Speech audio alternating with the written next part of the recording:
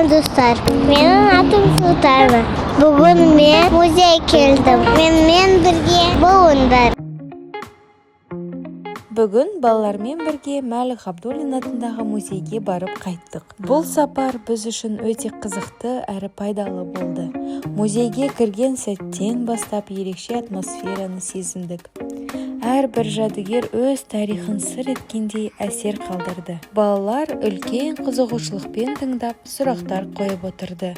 Музей ішінде көне бұйымдар, тарихи деректер мен түрлі экспонаттар қойылған. Біз өткен заманның тыныс-тіршілігімен танысып, ата-бабаларымыздың өмірі туралы көп мәлімет алдық.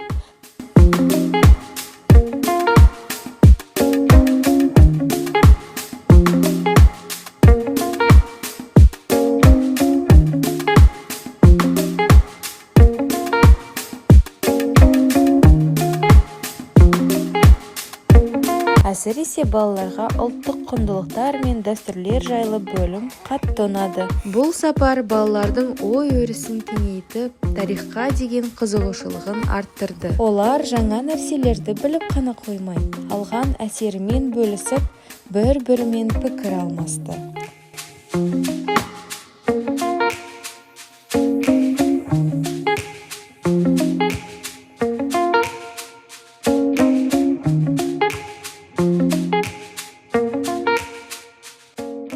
Осындай танымдық орындарға бару өте маңызды әрі пайдалы екеніне тағы бір көз жеткіздік. Мәлік Ғабдуллин музейіне жасаған бұл сапарымыз ұзақ уақыт есте қалары сөзсіз.